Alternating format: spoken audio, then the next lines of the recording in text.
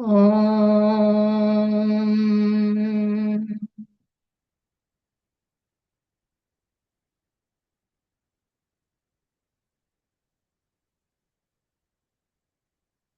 Om.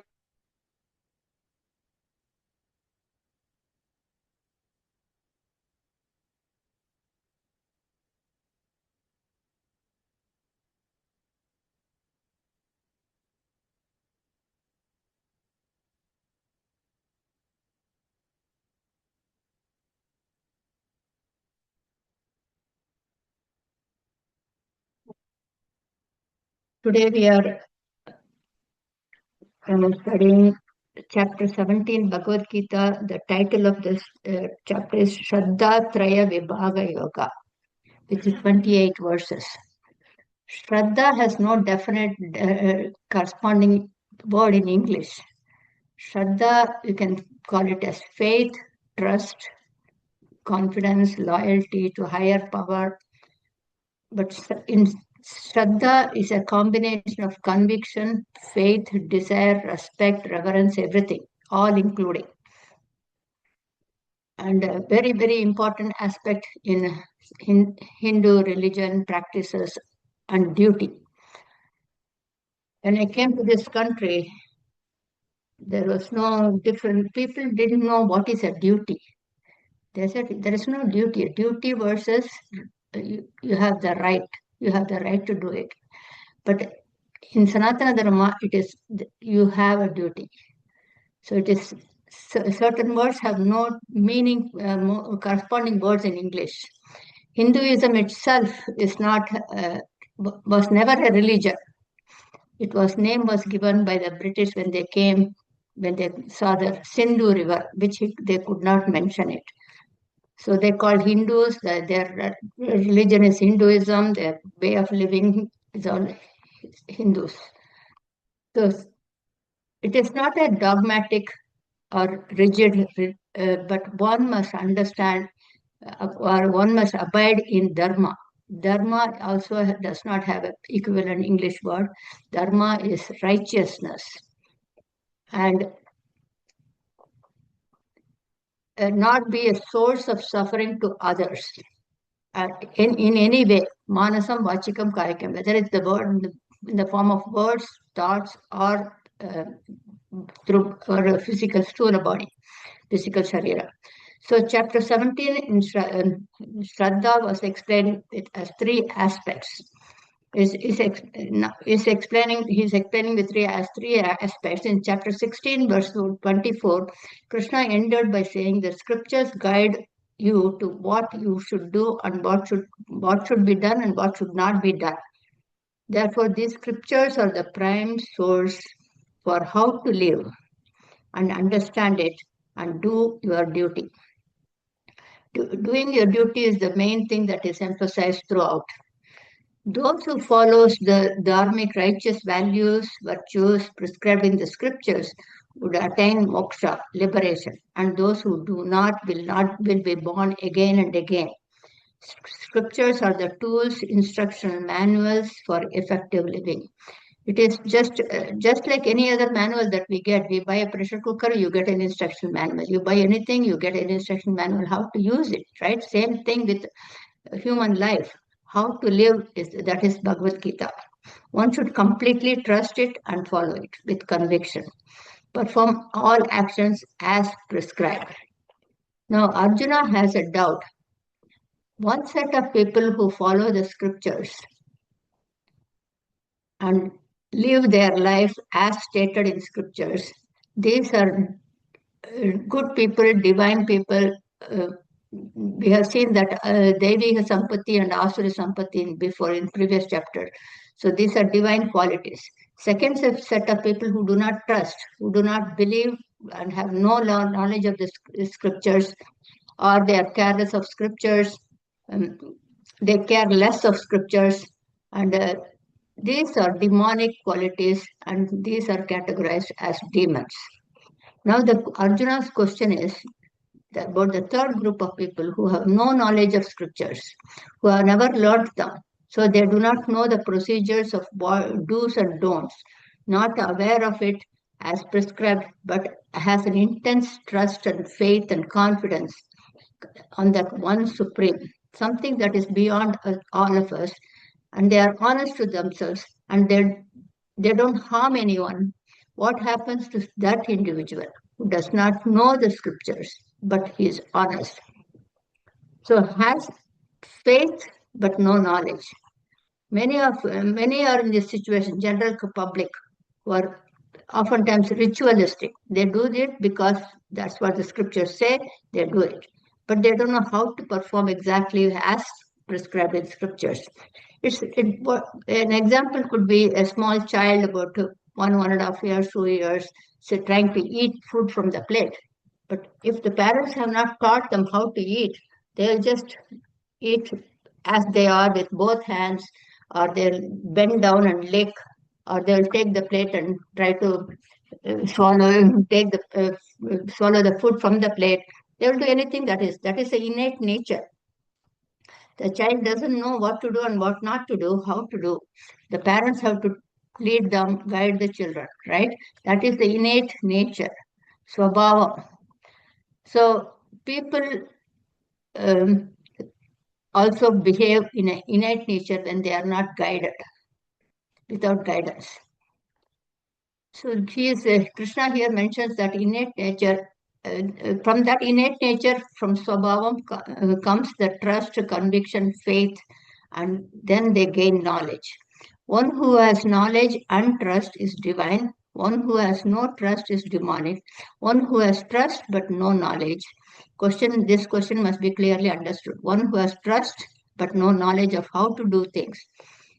So he's talking about three types of people.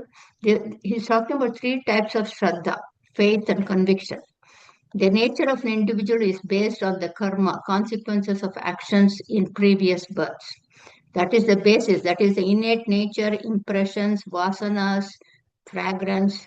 All our thoughts, inclinations, and performances are based on that nature, natural behavior in thought, word, and deed. We are all the product of our experiences. We learn from every experience, and then we experience again, and from what we have already learned from the previous experience, and continue to experience different experiences.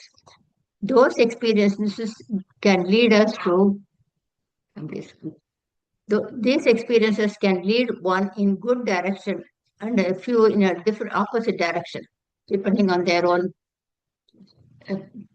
past. So each human is progressing or regressing based on the individual's life experiences. In chapter 14, Krishna mentioned three gunas, modes of material nature: sattvic, rajasic, and tamasic. Sattvic is purity, harmony, and calm. Kind, compassionate, unselfish, caring, respecting, loving. Those are all sattvic. Rajasic qualities are energy, activities, and change. Tamasic qualities are of darkness, ignorance, and illusion. When the faith or Shraddha is sattvic, he has divine qualities, he is divine category. When the faith or conviction is rajo and tama, he is demonic. One who is sattvic, even if he is not following or living one's life as per scriptures, he is still divine, says Krishna. The attitude counts. The faith, the respect, the reverence to that supreme is more important than the methodologies that are prescribed. Some of the characters of the scriptures, like Ravana and Hiranyaksha. Hiranyaksha is Prahalada's father's brother. They have studied scriptures elaborately, performed all types of penances, but with one intention: to get more power than anyone else, and if they have and able to kill others. These are cheap faith, rajasa and tamasic shraddha, self-destruction, destructive convictions. Swarupam is divine nature that won't change at all, but swabhavam is nature, personality, attitude that can change. I may have a swabhavam to do something wrong, but once I have this spiritual knowledge, I can detour. So, for example, fire is hot. Heat won't change, but it can come and go. Similarly, even bad habits can change by individual efforts. Humans need to focus on sattvic shraddha. How can we identify what type of conviction do we have or do I have? These cannot be identified by, but only by their expressions. And he gives three examples. Whom do we worship or pray to? First one. What methodology do we use to pray? What is the motive? Why am I praying? For what? That is a third question. So first was the deity, which deity, what is the process, and what is the intention. See, Sanatana Dharma is monotheistic, that is only one God, not many gods. People often think there are many gods. There is only one God, but many deities. It's like a company president, and under president, you have got different roles. Each one has different roles.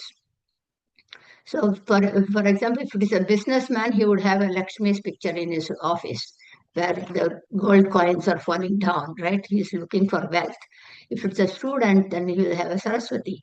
For health, they will have some god Vaidishwara or Marantishwara. For removal of all obstacles, Ganesha. These are all we all know that. We need everything, we need all. We pray to all. These deities, when one prays, is sattvic of faith. Those who worship supernatural beings, demons, devils, dragons, demigods, they are all Rajo faith, Rajo uh, conviction. Those who worship dead bodies and ghosts are Tamo faith. These are agoris. When I went to Varanasi, I saw them there. Then there was one person called Kina. There's one Kina Ram's heritage there who lived in the 18th century, and he was Agori, and he was encouraging all those people to do that.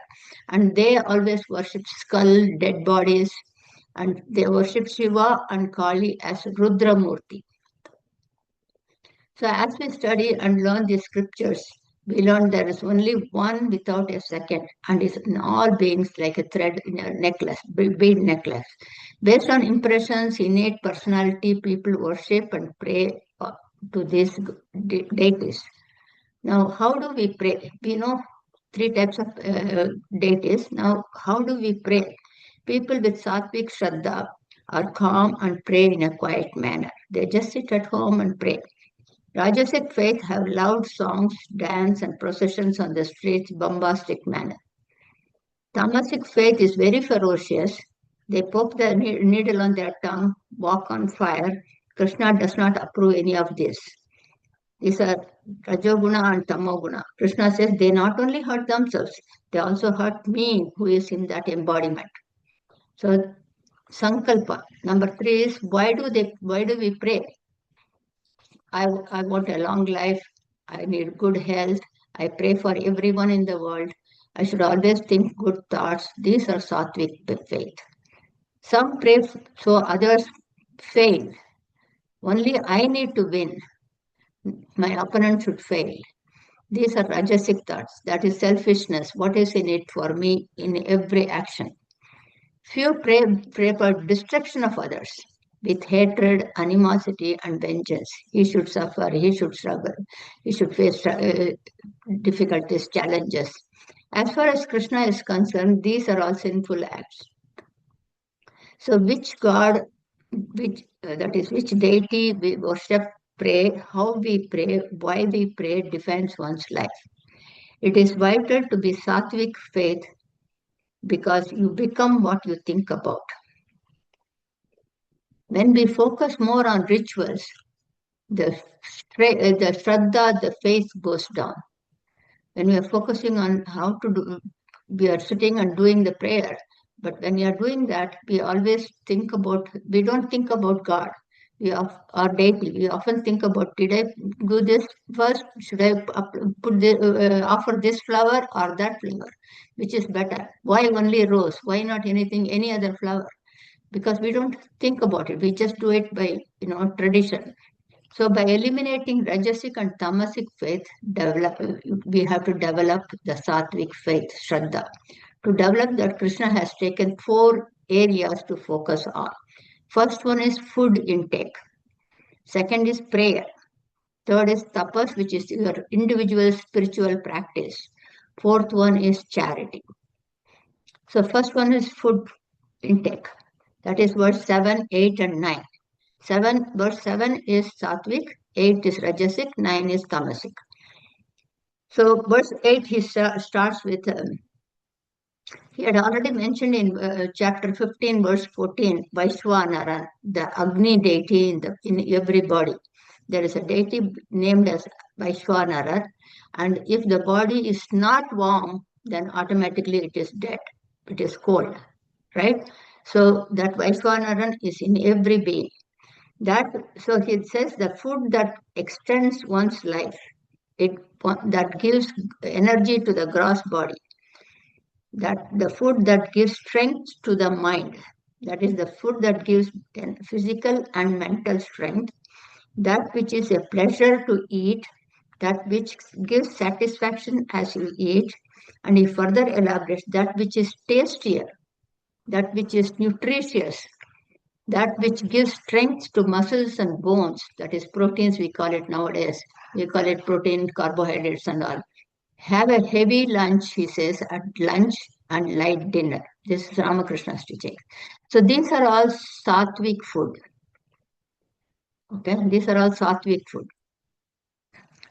So Rajasic food is verse 9, 8, 9, and 10. So Rajasic food is bitter, sour, salty, hot, dry, spicy. These are good, but must be in moderation. These food are Rajasic and will reduce lifespan. Too much of heat, hot stuff, or salty stuff, or sour stuff. This increase sadness, diseases, and sorrow. We don't get diseases because we eat less or we starve, but because we overeat. We stuff like a jute bag. Now, the food that needs to be nutritious to promote health and long life is often used as a tool to promote diseases by overeating.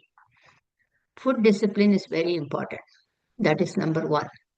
So we saw sattvic food, rajasic food, tamasic food. Now we are going, tamasic we have not seen yet. So tamasic food is verse 10, he says, half-cooked food without much moisture. Sometimes in some restaurants you can see the rice is all very, less moisture. So especially in Chinese restaurant, I have seen that. That which is tastier but not nutritious, like chips, all the oil stuff, chips, French fries, and all those things. That is all tamasic. Then the word is puti. Puti means foul smell. I cooked it a couple of hours ago or as last night, but it is now smelling, slightly smelling. I don't want to throw it. Let me just eat it. That is not good. You are treating that Vaishwanaran as a garbage bin, trash can, right? Because you don't want to throw it out, but you are throwing it inside. So just dump it. Anything that is one night's old, my mother used to say that. She used to cook in the morning and she used to cook at night those days. But nowadays we have it in the fridge. So maybe because those days, 60 years ago, they didn't have fridge.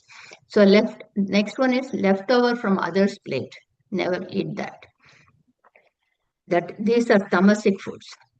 So these will not allow us to be calm and meditate, but will make us drowsy and sleepy. Rajasic, the tamasic food. Rajasic food will always make us run, be on constant activities until one is physically exhausted and mentally fatigued. Keep on doing this and that and that and all day. So you don't stop to pause to think and meditate. Sattvic food will calm both the body and the mind. So sattvic food, he says, eat when you are hungry. And every time when you eat, half the stomach should be dense food. Whatever grains, whatever you eat, half the stomach should be dense food. 1/4 should be water, and 1/4 should be empty for the air circulation, for the gas to move. Because once it digests, it produces gas. And if you stuff it, then there is no room for the gas to get out. It has to come from somewhere, right? From some hole. So eat half dense, water. That is why in when we go to Indian weddings and all, you always have a cup of water, food and water. So half food and quarter water, 1/4 air. Now, number 11, 12, and 13 is yajna. Yajna is prayer and worship. In short, karma yoga is the prayer. Whatever we do, offer it as to God. I'm doing it without expecting anything in return. I will do it because it must be done. That's all. So that is offering. Accepting is whatever you get, accept it. See, in temples we go, one day they will give some sweet. Another day they may give you just one flower. And the priest after the puja. And third day he will give only the vibhuti. You cannot ask, you gave me flower 3 days ago, you gave me a sweet, you give me that sweet now. No, accept what they give. This is a symbolic representation. Accept life as is. So karma yoga is the prayer. That is a yajna, without expecting anything. What needs to be done is done without expecting anything in return. That is swadharma. But every stage of life, as a bachelor, as a brahmachari, a grahastha, vanaprastha, each one has got a duty, swadharmi. You have to do that. Vanaprastha has no responsibility per se. They can do manasa puja. Like, I'm in that vanaprastha stage. In this, I don't have any responsibility to raising the children or anything. I'm retired. I'm staying with my children. So I don't have to sit and do the prayer per se because of the situation, but I can do Manasa Puja. I can do the same puja in my mind. There's a book called Manasa Puja written by Chinmaya Mission. You can buy that. So praying from within. Then that is Sattvic. Rajasic is some focus on the outcome, on what type of worship. I need this, I need that. That is all Rajasic worship. Prayer is not a business transaction. I give you this, you give me that.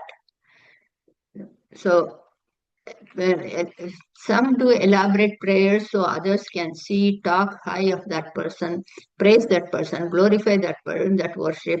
These are Rajasic worship. These are temporary. They will give temporary name and fame, but they won't last long. So next one is 13 is Tamasic worship. One who does not follow the procedure stated in the scriptures.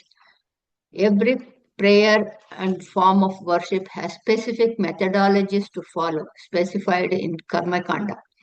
After the prayer, whatever is offered to the deity, it doesn't have to be elaborate meal. Even if you offer banana, share that with somebody outside the family, maybe our car driver or our cook or somebody neighbor, or you can even cashews and raisins you offer, you give that to some neighbor's child. So you can always share that every prayer, whatever is offered to the deity, needs to be shared with others outside the family. Then number three is tamasic. Is first one we saw every prayer must be have the specific methodology to follow. Second one is sharing. Third one is not chanting the required mantras completely. Haphazard work. If it is going to take 45 minutes, you tell the priest, can you finish it in 15 minutes? I've got to go to work. So you bring it down.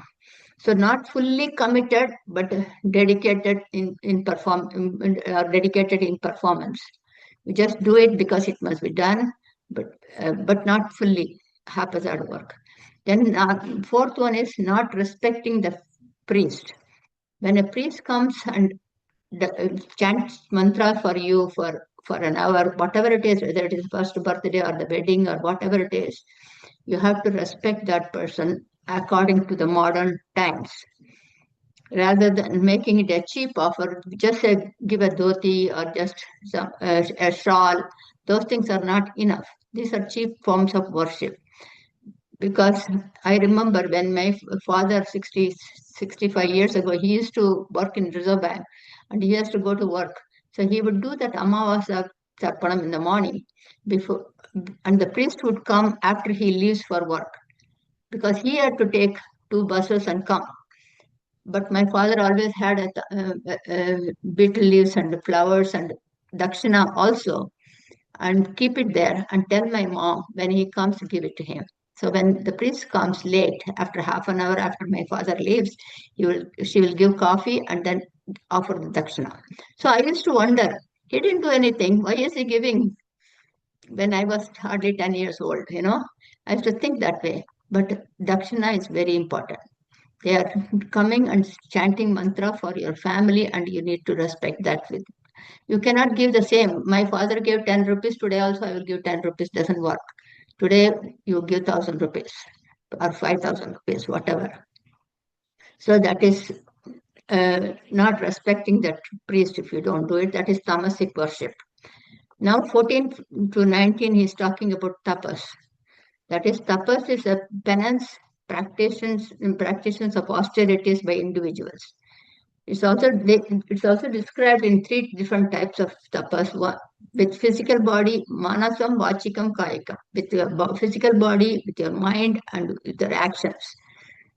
So respecting the sages, saints, jnanis, deities, gurus, elders at the physical level. That is non-verbal body language, expressing humility. See, in this chapter, I've got a lot of personal experiences that I would like to share. Here in 1998, I went to Chinmaya Mission in California, and Swami Ishwarananda was offering everything. Everybody did prostrate namaskaram and then took the prasadam and walked away. When I went there, I did not do the namaskaram. I did not know anything about him, so I just I took my prasadam and then I walked away. Now, looking back, I did not know that, right? At the physical level, I did not respect. So that is important to know all these things based on our own self-reflection. So that is very important. So need to maintain the environment, body and mind clean at the physical level. Walk the talk. Do what you say. Otherwise, don't say it. Do not hurt any being physically. See, we use nowadays ant spray, pesticides, and then we have cage for the parrot. We are limiting their freedom, but we think we are doing good. So in India, those days, we used to put rangoli outside the door, right, every day. My mother in 1964, when we had Indo-Pak war, we will get only 2 kilo of rice for a family of 5 for a month. And she would take 1 cup and blend it into powder and ask me to use that to make the rangoli at the front. Because she'll say, in the morning when you wake up, before you drink your coffee, offer something to somebody. Atiti Deva Bhava. The 10 ants will come and eat and they will bless you. That is the significance. We always use rice flour for that. Rangoli is different. That is artwork. But we cannot combine those two. These are all when you reflect. So do not hurt any being physically. These are penance, what to do and what not to do. Now, vachika, speech. Whatever we say should not hurt others. Oftentimes, people use words to offend others, sarcastic comments, snapping, abusing words, insulting, criticizing, belittling. These must be completely avoided. Anytime we open our mouth to speak towards anyone, the words needs to be encouraging, supporting, appreciative, and positive. Or just be silent, don't talk. Then he further elaborates, this is very important, he further elaborates, your speech should be satyam, priyam, hidam. 3 important words. What we speak must be truth, always, satyam. Second one is, our speech has to be kind, priyam. Kind, those words should bring happiness in others. Then whatever we say has to be beneficial to others, hidam. These are satyam, priyam, hidam, truth, kindness, and beneficial. The beneficial points, suggestions must be conveyed in kind words. It's not what you say, it's how you say it. There is a book that I read here. Sometimes we tend to be crude and rude and say that, whatever I said, it's all for your good. But why don't you say it in a nice fashion? Especially parents do that with children. They will tell them, I'm saying it's all for your good. You listen or not. The tone, the intonation, those things make a big difference. So Satyam, Priyam, Hidam. These are not easy, but make a conscious effort. Sometimes what we say may not be liked by others, but must be truth and beneficial. Like a doctor's words about a patient, I need to amputate your toe. We don't like it, but it's the truth and it is beneficial. Same thing with, I need to have a ventilator on the patient, or I have to put a pacemaker on the patient. These things are not, they are truth and beneficial, but not hidam. We are not happy about that. So next one is manasa type, mental austerity. Maintaining mental calmness without anxiety, agitation, apprehension, fear of unpleasant situations. We always think about what if this happens, what if that happens, what we are always afraid of the future. What if I'm sick? What if my children throw me away? What if? All the what ifs. So don't do that. Maintaining mental calmness is important. Understanding others' situation and not get offended by their words or actions. Gentleness. Say I'm visiting your house and you are very busy. You are either cooking or talking to somebody on the phone or you're looking at your watch. I should understand, oh, she is very busy or he is very busy. I should step back. I should come another day. But on the contrary, if I say they don't respect me when I visit their house, then it is misunderstanding, right? I can say that also, but it is important to see others' mind, others' situation, and then respond to it. So, silence. Next one is silence, mauna. We often think silence is not talking to anybody. Mauna Varadam, it is not being silent without words, but silence in the mind. The inner chatterbox is always talking to someone. Mental silence is referred here. Do not inject unwanted stuff into the mind. That is why it is important to assert as you reject. Always think about Aham Brahmasmi, then no other thought will come. Then next point is Bhavasam Suddhihi. Maintain good thoughts at all times. Anger, jealousy, vengeance, cheating, all these things needs to be removed. Whenever a negative, these are six enemies that is referred in the scriptures. Kama, Krodha, Moha, Lobha, Madam, Ascharya. That is desire, anger, greed, attachment, pride, and jealousy. So this needs to be removed, and whenever any negative thought, any kind of this negative thought comes, immediately replace it by saying Sarve Jano Sukhino Bhavantu. May all be happy. May all be happy. Keep on saying that. If you can say 10 times a day, then automatically it will become a habit. Single pointed focus alone is not enough. Pure mind is required. A robber, a cheat, Ravan also had single pointed focus in a negative way. Pure mind is absolutely vital. It is easier to follow this with our body, little hard to follow with our words, and much challenging with our mind. Self-reflection, self-assessment is required to see where one is to move forward. This is the inner journey. Now, 17 is any tapas, that is spiritual austerity practices you do. That is 17, 18, and 19 is sattvic, rajasic, and tamasic. Any tapas have the faith that you have to do it with the faith. Yes, I'm doing this and I will definitely get a benefit for this. Okay?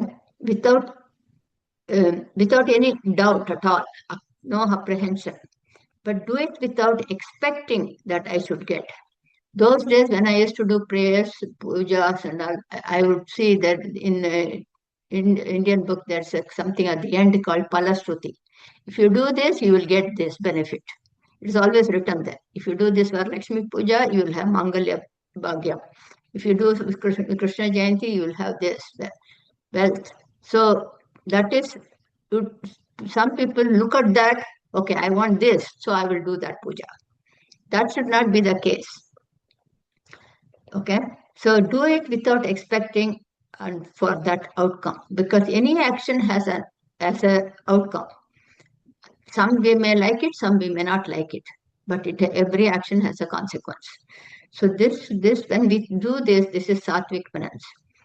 Expect that I need liberation here and now, not to expect anything else. Liberation from the struggles and sorrows and of this samsara. It is like we have seen that in previous chapter, pole vault. If you want to cross the wire or the rope, you hold this pole and run, and then at one point the pole falls automatically. So this thought that I need liberation also falls at the end. That is sattvic tapas. Then Rajasic tapasis don't do any penance spiritual practice with a big bang advertisement with public announcement. Such individuals expecting others to praise, recognize, appreciate, honor, and looking for honor and fame. These types of spiritual practices are not legitimate and are sincere. They are for worldly desires, and name and fame will give them, they will get them, but will not last long without any spiritual benefit. Then Tamas tapas. These are self-destructive practices. These are performed to destroy others, often involved with fierce, extreme, intense cruelty to one's own body. We have seen this piercing the tongue and standing on the fire. Krishna does not approve all this. These are individuals full of ignorance. Spiritual practices need to be performed in a calm manner with gratefulness. Prayer is gratefulness. I'm thankful for what I have. I'm able to see, I'm able to talk, I'm able to walk, I'm able to do what I can. So I'm grateful, thankful. I could be blind, I could be deaf, I could be, lame and not able to walk.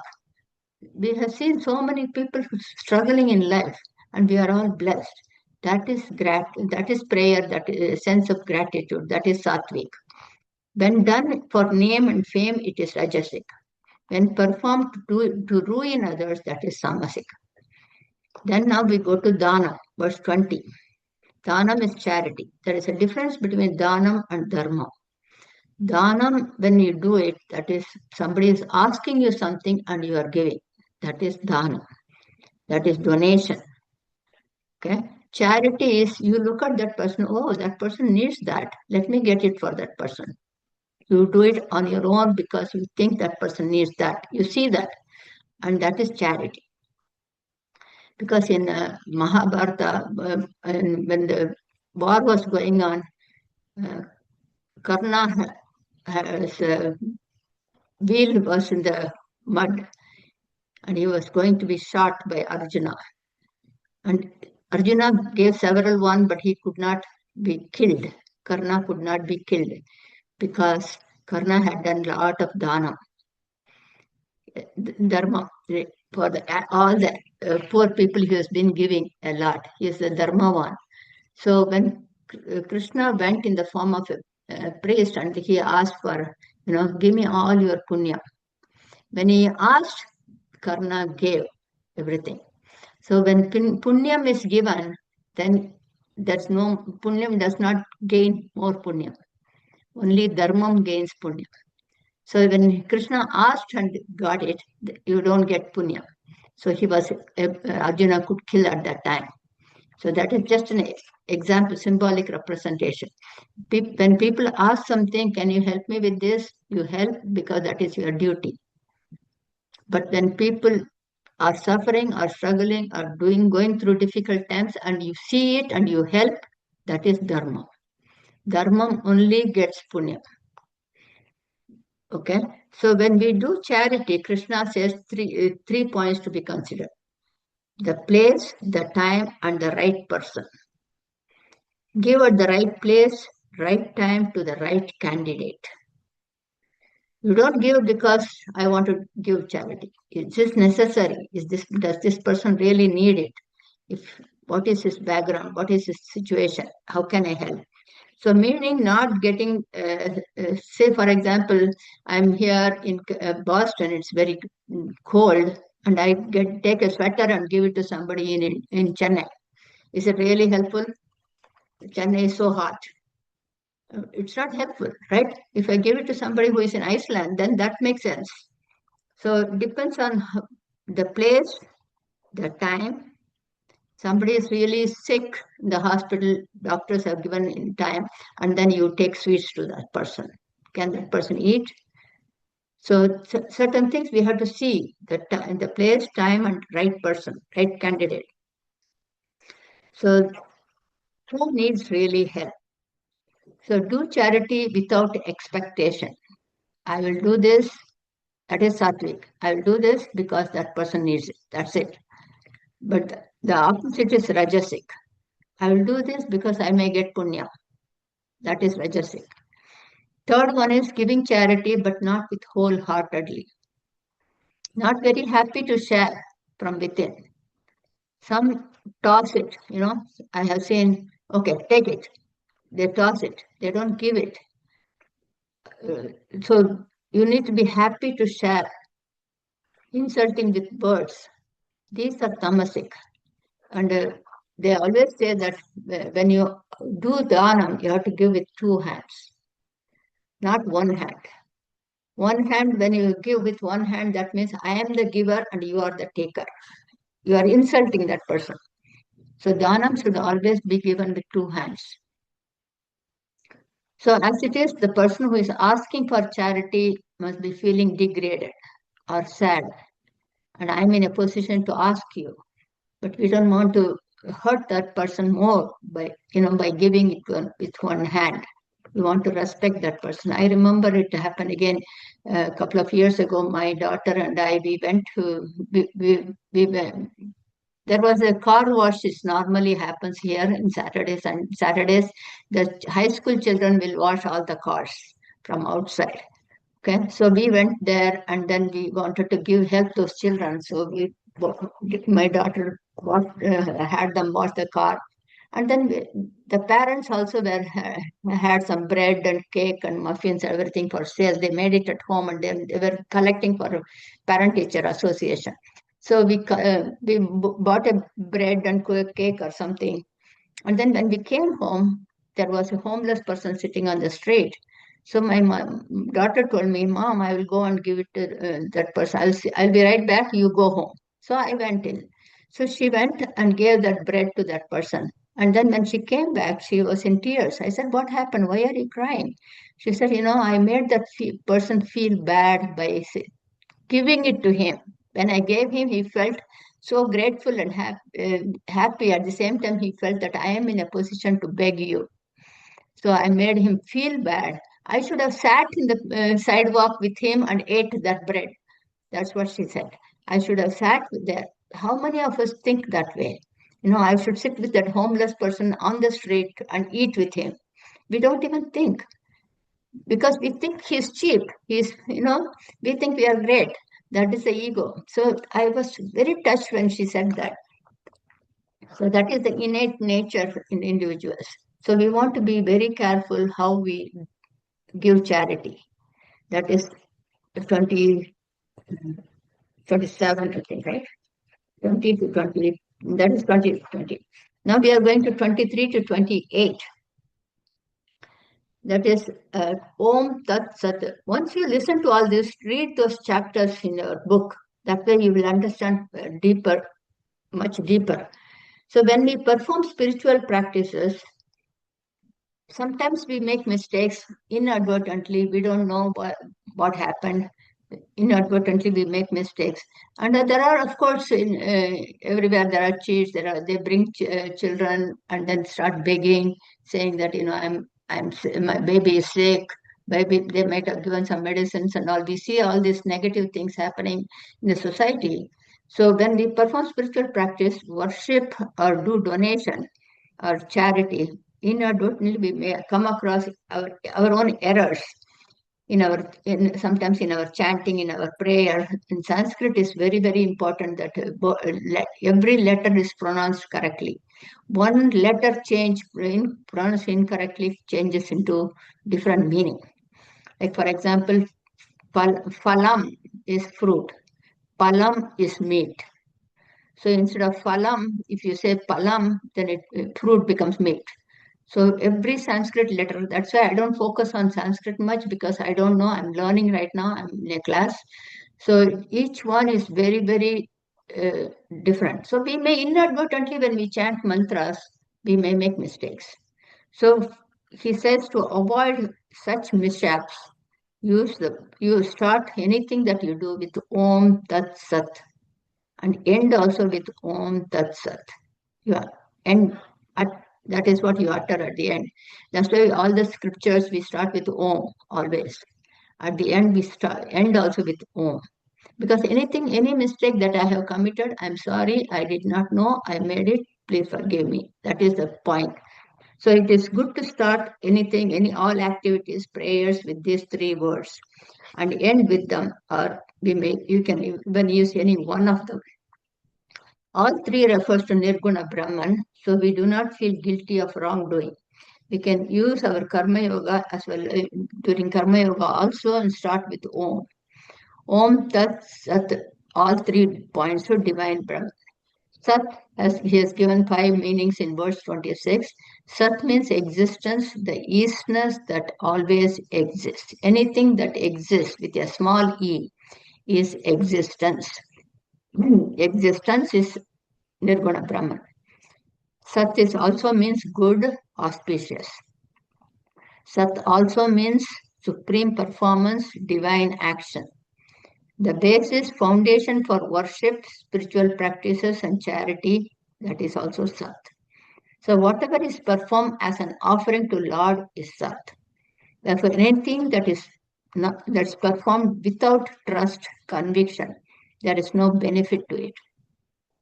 Devotion is required. No point in just doing an haphazard work without devotion. With that, he is completing chapter 17 today. Let's see the slides, and that should help us.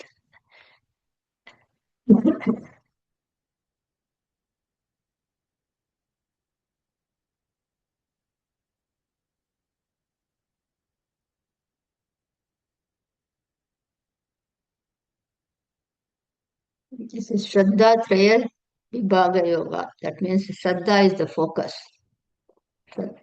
Reverence. You have to believe that everything is divine. There is only one, and you have to have that conviction.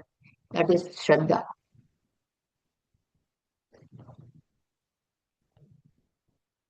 There are Satvika Shraddha, Rajasic Shraddha, and Tamasic Shraddha. It does not matter even if one does not live according to Shastra, Shraddha should be there. So Shraddha is the faith, belief, trust, devotion, reverence, all combined. Okay. If I don't know if you want to know about this, these are from South India. I don't know much about North India. There may be some. We used to have Nayanars in South India. There was one Kannappa Nayanar. He was a hunter by profession. He would hunt the animals and he would offer it to Linga, Shiva, Kannappa Nayanar. So, but that is nowhere it is mentioned not to do it. He had that kind of complete Shraddha in divine. Whatever I do, I offer. In my home, for the past 30 years, I am diabetic. I don't have sugar, but I always offer my sugarless coffee to God in the morning. I don't do big puja, but whatever I ate, I will offer it to you. That's all. That's fine. So that's what Kannappa Nayanar did. There was Kalleri Nayanar, that is another person who used to take the rock and then throw it on the linga. That was, he thought each one is a flower in his mind, and then he was doing Archana.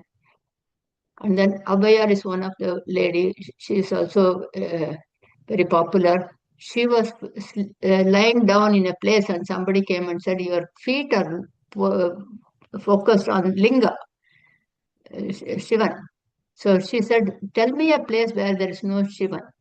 I will put my feet there." Because she knows it's all pervasive. Divine is all pervasive. So if you have a mindset that everything is only God, then your actions, your thoughts, everything will be appropriate. And Ravana and Hiranyagarbha, they did puja, they did just to for power and position. So that's another example. So what kind of devata deity do you pray to? So three guna sattva, rajasic, tamasic. This is what is the prakaram methodology and what is the intention. Why do you pray? So these are sattvic deities. These are rajasic deities, demon, action. These are tamasic, agoris. They worship cocks, ghosts, the evil, and spirit. One person asked me, why is Kali with all the weapons in her hand? So that why is your God has all the weapons? So I said, only God can have weapons, and humans cannot have weapons. That is a symbolism. So anything that needs to be addressed, the deity will take care of it. You don't shoot somebody, you don't kill somebody. That is all not needed. All weapons should be only with deity. That's what I mentioned. I read it somewhere. So this is quiet prayer at home. We do it. This is Rajasic. We pray it in public. For, so this is Agori is a ferocious prayer, walking on the fire. And this is all, there is Atma in each body, but not realizing it, people do it. So these are not approved actually. So why do they worship? What is the intention, significance, sankalpa?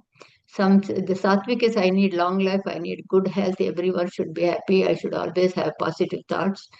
Rajasic is others should suffer, I should win, others should not succeed, others should not win, only I should be successful and respected. It's all about the ego. Tamasic is he should be destroyed, killed, made to a zero. That is tamasic, thinking bad about other people. Then food, worship, tapas, and tapas is individual prayer, spiritual practices. Dhanam is the donation, charity. So depends upon we talked about it. What are different types of food? The four items. Here, this is those days. In India, they used to the food when we eat. They never asked, "Did you eat?" They never use the words I and you in India in any language. If you think about it, they'll say in Tamil, chapada cha. In Hindi, kana ho gaya. In Kannada, utaita. In Malayalam, uh, uh, they call it chapada cha or something like that. Unukanyo. So they never said you and I those days. It's always, and they offered this food. That is called pranagni hotra. Eating is you are offering to the deity. So we want to eat properly, appropriately, nutrition, everything, sattvic food, so that you offer it to the deity. That is, they used to ask prana grihotram, are you done with, in English, you always comes, prana grihotram, acha. That's how they used to talk those days. So that is verse 8, 9, and 10 about food. Then Rajasic Yajna. Those days there were only Yajna-shalas. There were no temples. Yajna-shala. Yajna-shala is where you pray for the common public. Everybody should be happy. Everybody should get rain. Everybody should have good harvest. That was the prayer. Nowadays, you have even visa temples in India. If you go and Google it, Visa temple, you will tell you to go to UAE, this temple, you have to go to America, this temple, to go to Dubai, that temple. There are so many things now. It's all become so selfishness. Now tapas. Tapas is verses 14 to 16, Sattvic, Rajasic, and Tamasic. And Intense reverence, self-glorification, self-destruction. This is sattvic, rajasic, and tamasic. Then space, time, and qualified individual. When you give charity, those three are important. Giving reluctantly with a hope to get something in return is rajasic. Charity which is given at the wrong place at the wrong time to unworthy persons and is without showing respect is tamasic. So the Eastness. Sat has five definitions. The Eastness, the divine, the glorious act, that which is the foundation of Dhanam. Anything done for the Brahman is Sat. So always start anything with Sat and end with Om Tat Sat. Have been declared as a symbolic representation of the supreme absolute truth from the beginning of creation. From them came the priests, from that those Om came the priests, scriptures, and sacrifice. Everything came from Om. So finish it. Om Shanti Shanti Shanti Om Tat Sat.